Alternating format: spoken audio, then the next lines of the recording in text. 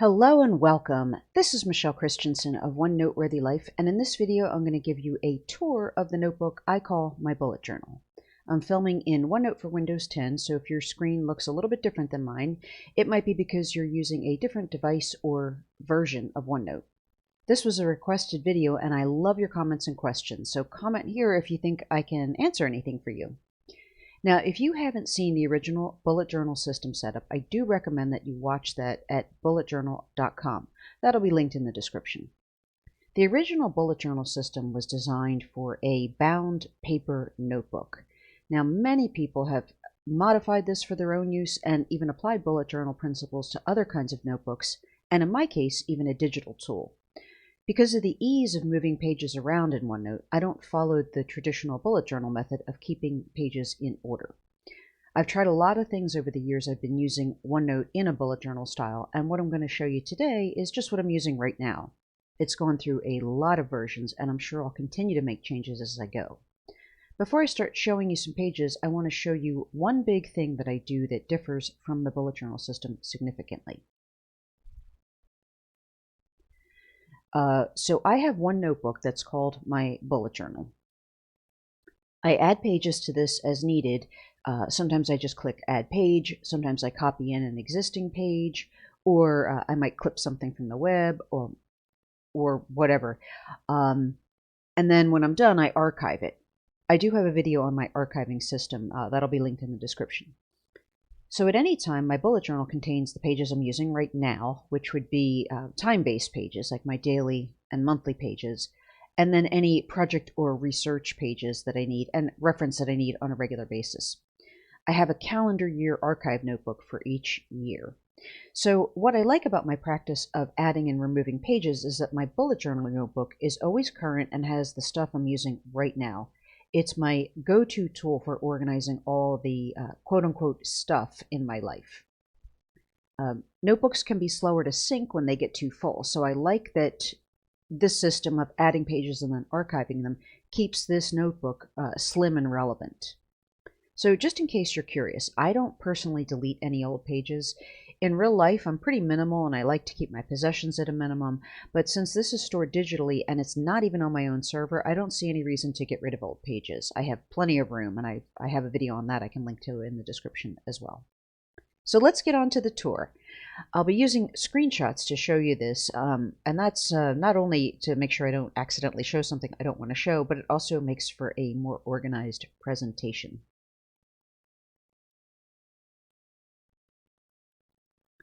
So right now we're looking at the list of sections that are in my bullet journal. They're circled in red over here at the left. So I'm going to go through these briefly, and then we'll talk about some of them in more detail. So the first one is yearly, and it's also long-term projects.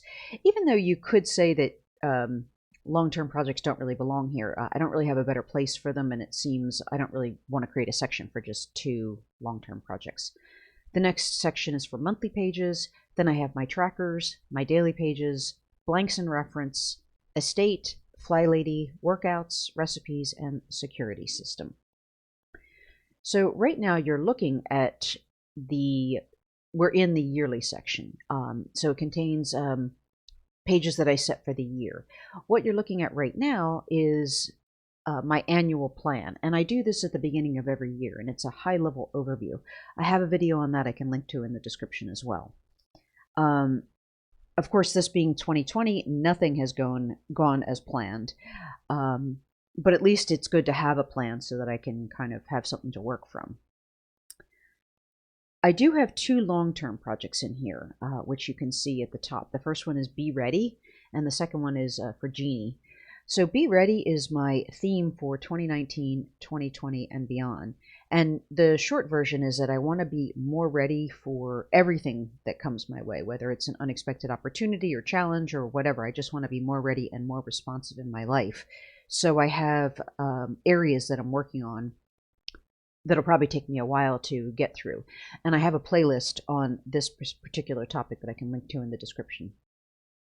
Jeannie is a genealogical software I use. That's kind of one of my hobbies, is to do family genealogy.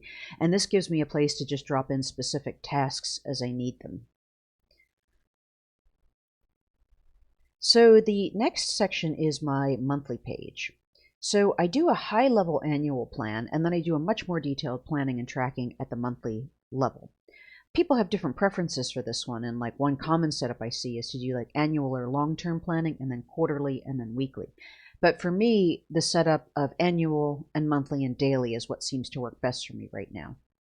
I think I like the shorter focus because I have a much better sense of what I can and cannot accomplish in those shorter periods, such as a day or a month versus a week and a quarter. Going by quarters and weeks, it's just not detailed enough for me. It's too big for me to picture concretely. But that may change in the future. Every month I do a goals page, which I cover in my monthly Plan With Me videos, and that playlist is linked in the description. What you're looking at right now is my August calendar. And what I like to do with the calendar is I write down one good thing that happens to me each day. And I enjoy this process so much because it's been much more powerful to me than any other gratitude practice. This provides me with concrete evidence that good things happen every day. And because I know that I need to fill this in at the end of the day, I'm on the lookout for good things happening all throughout the day, and I think it helps me to be more observant and notice more good things. The other page I have in my monthly section, aside from the goals, is my dental care.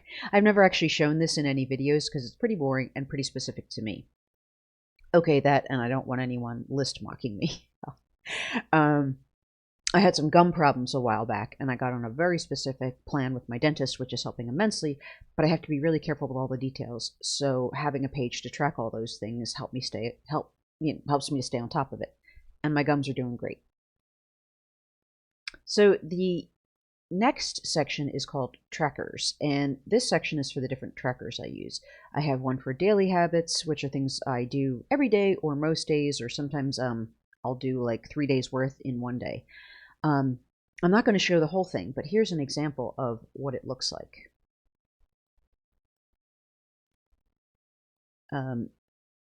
I add each new day on the right, and then once a day is complete, I delete it. So you can see that's labeled up there in red. So the earlier days, as they get finished, they get deleted, and the new days get added in red. The reason I don't delete them right away is because certain things, like say processing the mail, I like to spend about 10 minutes on that every day. If I don't do it today, I'll do 20 minutes tomorrow, and then both of those days are done. But once both of those days are completely done, I delete them, and I just add new days as I need them. So this page we're looking at now shows my evening routine, and it's not really set up like a tracker, but I've done some variation on this same routine for several years now, so I really don't need to be able to check boxes off to get it all done. And my morning routine is very similar. So this is my daily section. This is where all my daily pages reside. The page you're looking at right now is a printout of the Passion Planner daily page. So Passion Planner is a company that makes paper planners, and I really like the company. If I was going to use a paper planner, it would be a Passion Planner, and in fact I did use it in the past before I switched over to digital planning. This company, Passion Planner, allows you to download and use PDF versions of their blank pages, which I love. I've linked Passion Planner Company in the description of this video, and if you want, you can go to their website and download their blanks and use them as well.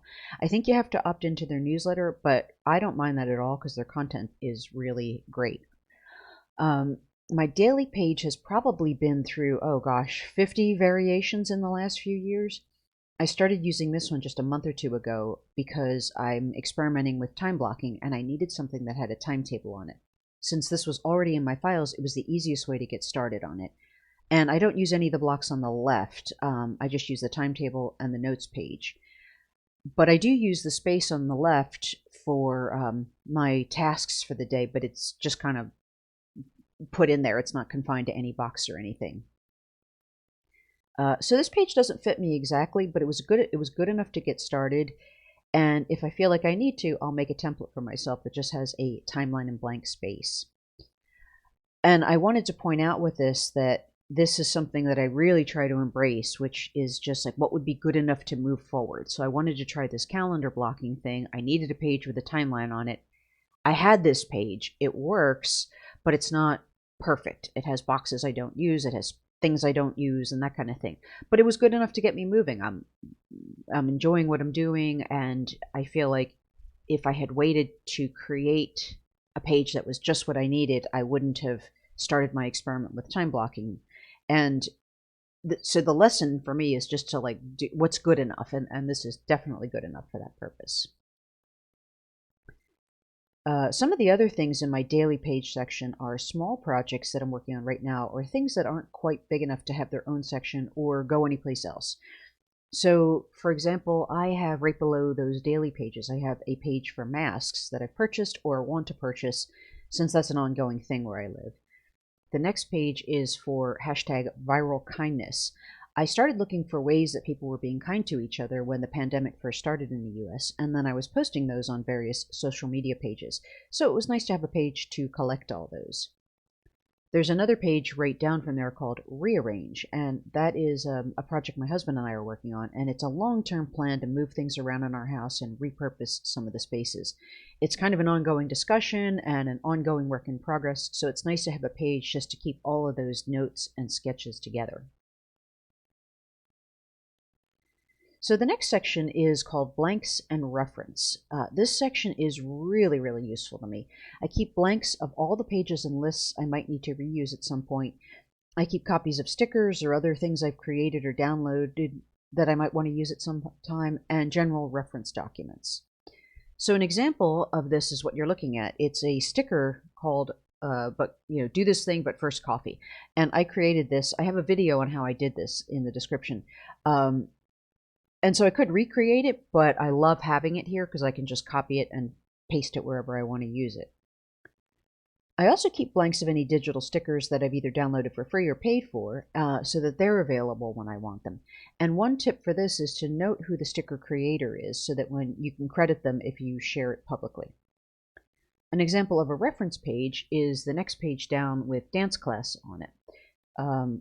This was when I was doing some research on local dance classes I could take, and that was, of course, before the pandemic happened, and we could still take in-person fitness classes where I live. So I'm going to run through the remaining sections pretty quickly. After blanks and references is a section labeled estate, and that's for a family member who passed away a while back, and I had some things to do in conjunction with the estate. The next section is for Fly Lady, and if you don't know who or what Fly Lady is, it's a system for keeping your home neat and organized, and this is the section where I keep track of all those items.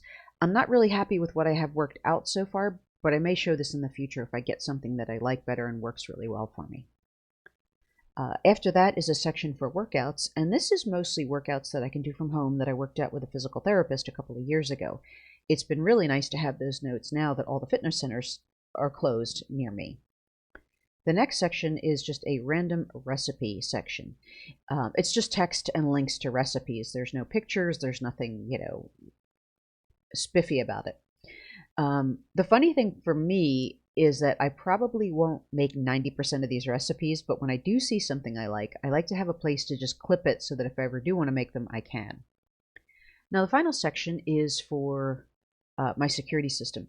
My husband and I are do-it-yourselfers, and we have been working on upgrading our home security system over the last year or so. So for really big projects, I actually create a notebook and share it with him, but this one just doesn't require that.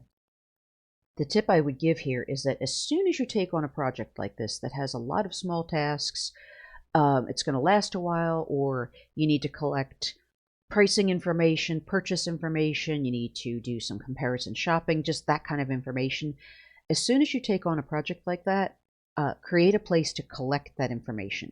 You can start with one page and then expand as you go. Like in my case, I've expanded to a section. If we needed to, I would expand it to a whole notebook on its own. But start that collection container as soon as you know you have a project where you're going to be collecting information. So that's it. That is a tour of the notebook I call my bullet journal. Thank you so much for watching, and if you have any questions or something you want to see in more detail, just comment down below and I will do my best to answer you. It would help me greatly if you would subscribe by hitting the subscribe button, and if you like this, hit the thumbs up button. Thanks so much for watching and have a great day. Bye-bye.